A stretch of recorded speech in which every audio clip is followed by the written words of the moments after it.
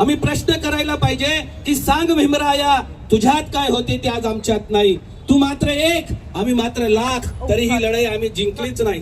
तुला देव म्हणावे तर तू त्यांच्या विरोधात, तुला दैत्य म्हणावे तर तू प्रजेचा ऊर्जा स्रोत. मग सांग भीमराया तुझ्यात काय होते ते आज आमच्यात नाही.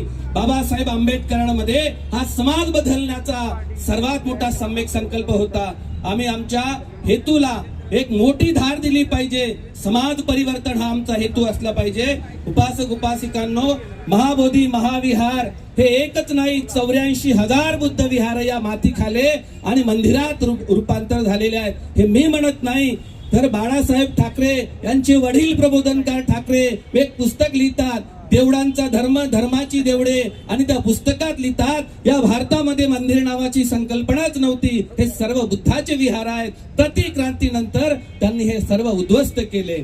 या देशामध्ये तिथं भिक्षूला का बसू देत नाही? कारण या देशाच्या सत्तेत ते लोक बसलेले आहेत ज्यांनी पुष्यमित्र शुंगाच्या काळात बौद्ध भिक्खूंच्या हत्या केल्या होत्या, बौद्ध भिक्खूला कापलं होतं. आणि म्हणून आजच्या भिक्षूंनी रस्त्यावर येऊन समाजाला नीतिमान बनवण्यासाठी, समाजाला संघटित करण्यासाठी, समाजाला निर्भय बनवण्यासाठी काम केलं पाहिजे.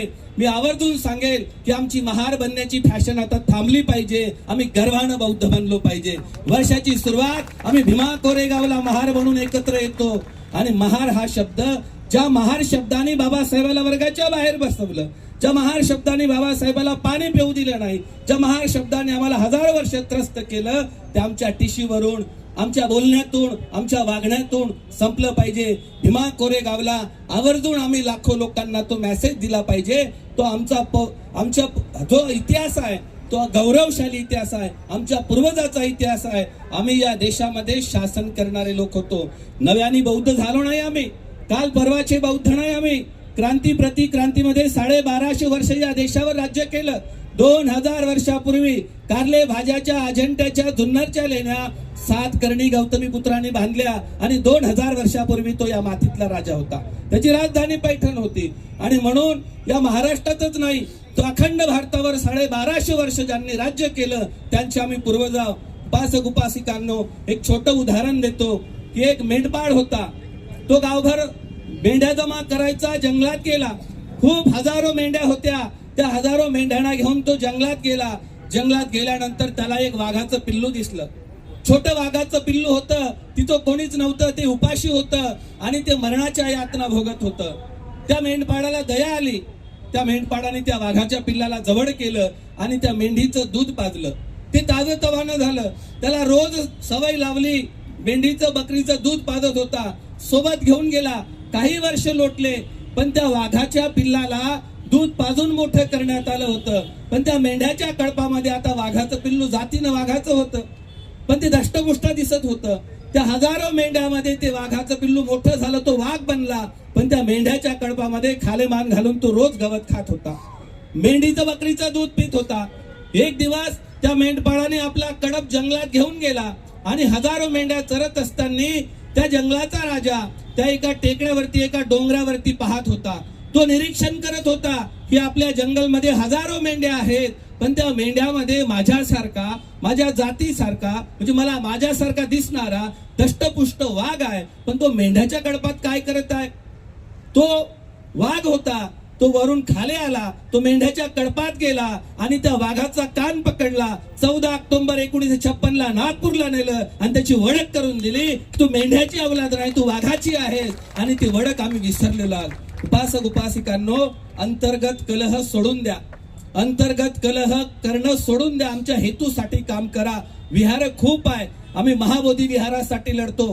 पुण्यात काही एवढी संख्या नाही आहे, प्रचंड आहे. पण प्रचंड संख्येला प्रत्येकाला मान सन्मान द्यावा लागतो आणि मान सन्मानासाठी रोसलेला समाज क्रांती करत नाही.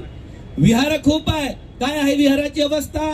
एका शहरात 10 नगर, 10 नगरात 100 चाळी, 100 चाळीत 50 बुद्ध विहार आणि 50 बुद्ध विहारात एकही माणूस नाही. बुद्ध विहाराची अवस्था काही नेत्यांनी वाटून घेतले, काहींनी त्यातच संसार थाटून घेतले. सुनसान पडला, जसा धम्मच राहिला नाही. लग्न कार्याला सजले फक्त आणि 14 एप्रिलचे भीमभक्त. इतर वेळेत बुद्ध पुन्हा एकटा, त्याकडे कधी कोणी फिरकतच नाही. धम्म धम्म राहिला पानापुरता, भीमही कदाचित गाण्यापुरता. घालीन लोटांगण पाठ पूर्ण, पण धम्म गाता अजून येतच नाही. यवनाच्या मशिदीने यवन झाले संघटित, हिंदूच्या मंदिराने हिंदू झाले संघटित, चर्च नाही केले ख्रिश्चनांना संघटित. आपण बुद्ध विहारात कधी जातच नाही म्हणून आपण असंघटित. चला मिळून आणूया हद्दपार केलेले बुद्ध, कर्तव्याची जाण ठेवून राहूया कटिबद्ध. मानवता धम्म सांगणारा या जगात दुधा कोणी नाही. आताच वडा बुद्ध विहाराकडे, नाहीतर गुलामगिरी तुमच्या पासून काहीच दूर नाही.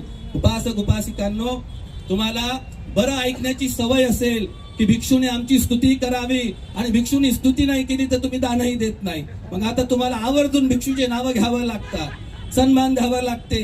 हा लढा भिक्षूचा नाही. मला काल आमच्या पत्रकार ताईंनी प्रश्न केला की भिक्षूंनी रस्त्यावर का यावं, भिक्षूंनी आंदोलन का करावं. मी आवर्जून सांगतो की पुरोहित, पंडे आणि या देशामध्ये जे काम करतात ते समाजाला पूजा विधी शिकवतात. भिक्षू पुरोहित नाही, भिक्षू संन्यासी नाही, भिक्षू हा कुठला विधी करता नाही, भिक्षू हा कल्याण मित्र आहे. तुकाराम महाराज काय म्हणतात, देव कुठं असते, जे का रंजले गांजले त्यासी म्हणे जो आपुले, साधू तोची वड खावा, देव तेथेची जाणावा. भटकलेल्या भरकटलेल्या अध्यान अंधश्रद्धेत कर्मकांडात विखुरलेल्या समाजाला नैतिकतेची भाषा शिकवणे, त्याला नीतिमान निर्भय बनवणे हे भिक्खू संघाचं काम आहे. आणि समाजाला नीतिमान करण्यासाठी तो रस्त्यावर आला. साधू कोण असतो, तुकाराम महाराज म्हणतात, माझ्या भाषेत नाही, ऐसे कैसे झाले भोंदू कर्म करुणी म्हणती साधू, अंगा लावून या राख, डोळे झाकून करती पाप, दावणी वैराग्याची कळा, भोगी विषयाचा सोडा, तुका म्हणे सांगो किती जडो तयाची संगती. उपासक उपासिकांनो, आपण संघटित होऊन काम केलं पाहिजे. मारण्याची मरण्याची भाषा आम्ही केलीच नाही पाहिजे. आम्ही संविधानिक पद्धतीनं कायद्याने लढलो पाहिजे. पण मला आवर्जून हे सांगायचं आहे की आम्ही संघटित होतो भीम जयंतीला. आता सांगितलं 25 कोटी खर्च करतो, पण भीमा कोरेगावला लाखोची जनता येते, तिथं एक संस्कार केंद्र नाही, तिथं समाजाला दिशा देणारं एक स्टेज नाही. प्रत्येक जण अलग अलग ग्रुप तयार करतात, भाषण देतात, निघून जातात. भिक्षू संघाने एकत्र येऊन भीमा कोरेगावचे कार्यक्रम आता तयार केले पाहिजे. आलेल्या लोकांच्या मनामध्ये बुद्ध पेरले पाहिजे. बहुजन हिताय बहुजन हिताय सुखाय ही विचारधारा पेरली पाहिजे. हा दिवस रात्र नाही तर मिनिट वैराचा आहे. आमच्या येणाऱ्या पिढीचं अस्तित्व वाचवायचं असेल, हा भ्रम सोडून द्या की बाबासाहेबांचं संविधान कोणी बदलू शकत नाही. हा भ्रम मनातून काढा. 2500 वर्षाचे बुद्ध जगात बुद्ध आहे. त्या बुद्धाला मातीत दाबलं होतं, भिक्षूला कापलं होतं. या देशाचा इतिहास आहे. म्हणून बुद्धाला मातीच्या वर काढण्यासाठी आणि जगात बुद्ध सांगण्यासाठी बोधिसत्व बाबासाहेबाला जन्म घ्यावा लागला. आणि म्हणून आम्ही या भ्रमातून बाहेर आलो पाहिजे. अंतर्गत कलह थांबवले पाहिजे आणि संघटित होऊन काम केलं पाहिजे. बोलायचं खूप आहे. तुम्ही म्हणत असाल की कशाला या भंतेजीला बोलावलं, आमची इज्जत काढू लागला आहे ना. तर खरं बोललं पाहिजे. बरं बोलण्यामध्ये टाइम नाही घालवला पाहिजे. या आपल्या आजूबाजूला खूप मोठ्या बुद्ध लेण्याचं विद्रुपीकरण चाललं. दिल्ली म्हणजे महाबोधी महाविहार तर दूर आहे, पण आम्ही आमच्या बाजूच्या बुद्ध लेण्या वाचवत नाही. आम्ही आमच्या बाजूच्या विहारात जात नाही. आम्ही आमच्या फक्त वाढदिवसाला लग्न कार्याला हे मोठे मोठे बॅनर लावतो. भंतीजी आला नाही की त्याला म्हणतो हे लग्नामध्ये येत नाही का भंतीजी, वाढदिवसाला भंतीजी आवर्जून पाहतो आहे ना. तर पुरोहिताचं काम भिक्षूचं नाही, समाजाला जागृत करायचं आहे. ज्या पद्धतीनं या देशाची सरकार इथल्या महंतांनी, साधूंनी, महाराजांनी मंदिरात जाऊन लोकांना सांगून त्यांची सत्ता आणली, ते ब्राह्मण संस्कृतीचा प्रचार आहे. म्हणून आमच्या श्रमणवादी लोकांनी अंतर्गत कलह सोडून शासन प्रशासनामध्ये जाण्यासाठी काम केलं पाहिजे. आम्ही आता 5-6 भिक्षू आतमध्ये गेलो. कलेक्टर साहेबांनी आम्हाला 1 मिनिटाचा वेळ दिला आणि म्हणणं त्यांनी ऐकून घेतलं. हा देतो. आणि मी नंतर विचार केला की 100 भिक्षू बनवल्यापेक्षा 100 कलेक्टर बनवलेले बरे आहे. कारण आम्हाला तिथं उभं राहावं लागते. आणि बाबासाहेबांनी आम्हाला खूप वर्षापूर्वी सांगितलं, आमचे कलेक्टर असते, आमचे डॉक्टर असते, आमचे इंजिनियर असते, आमचे वकील असते, आमचे तहसीलदार असते, तर आम्हाला रस्त्यावर यायची वेळ असती का?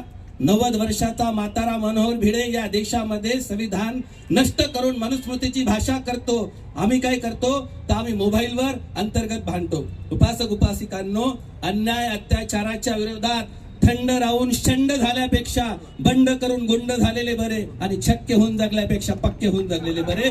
एवढंच बोलतो आणि थांबतो. जय हिंद.